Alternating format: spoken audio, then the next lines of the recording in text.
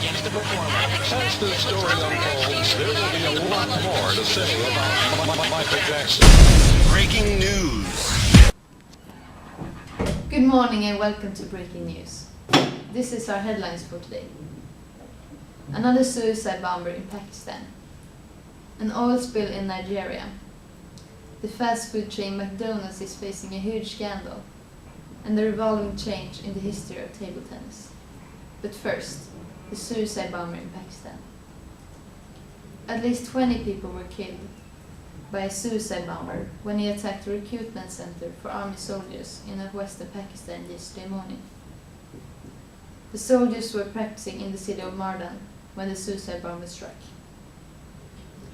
Both soldiers and security personnel were found among the dead, and a number of people are injured and hospitalized.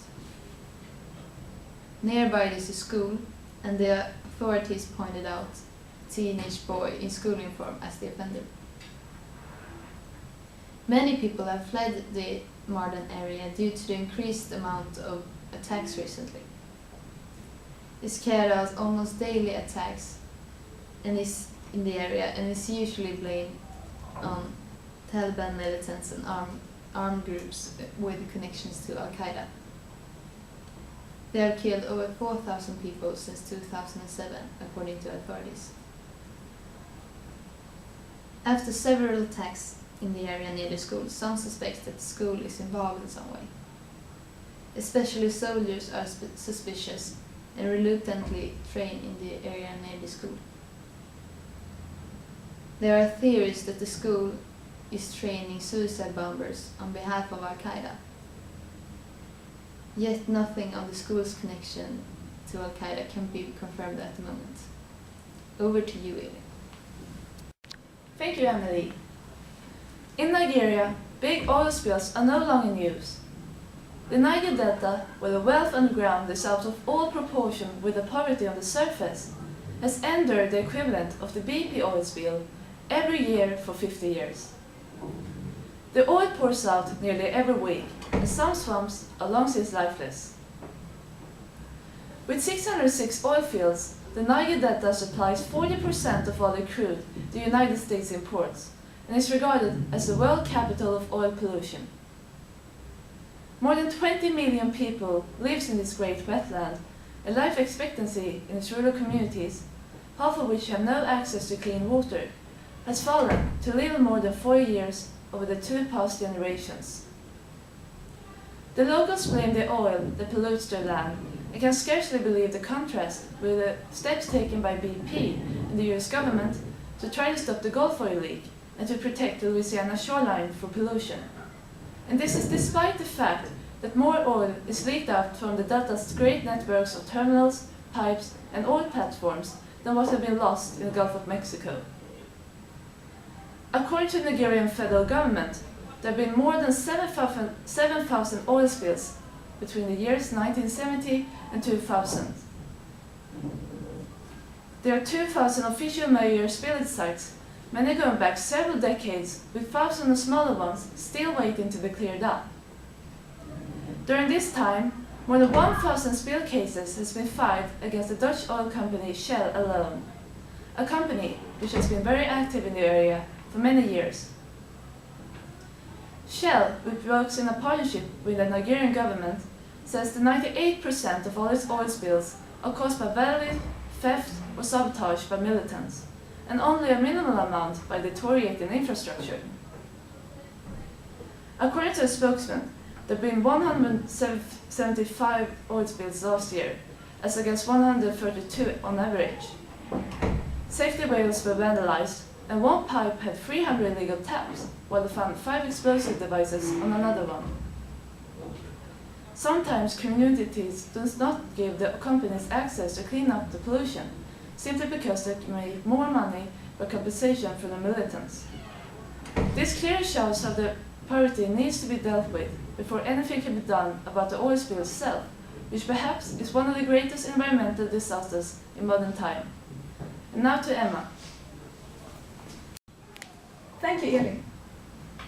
The popular and widespread fast food chain McDonald's, known for its low prices and high sugar and glaze rates, is under watch after a shocking discovery. It's been discovered that the low prices can be kept only because of illegal smuggling activities. Studies shows that the chain has been swindling at least 150 million Swedish crowns in the 3 months of business. The cheap donuts were made in Norway by child workers with minimal salary and later on smuggled into Sweden over the mountain border.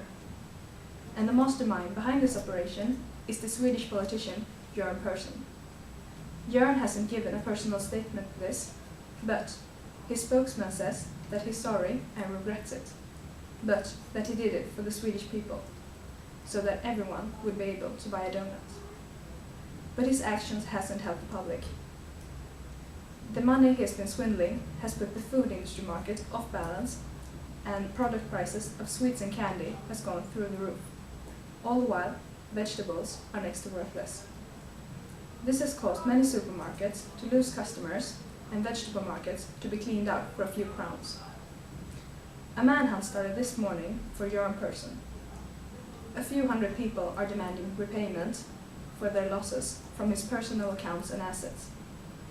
But even after extensive investigation, the money is still nowhere to be found. Göran says it's gone to charity, but the new yacht and other fairly expensive items are telling another story. The custody where he is held is currently surrounded by a large mob, and it is a rebellious atmosphere in the growing group of people. As it looks now, nobody knows how to solve this tricky situation, but make sure not to miss us in the evening news, where we will continue to follow up this story. Now over to Emma and sports. Thank you, Emma. As you might know, the table tennis player Paul Paddington sadly passed away last week due to a table tennis accident.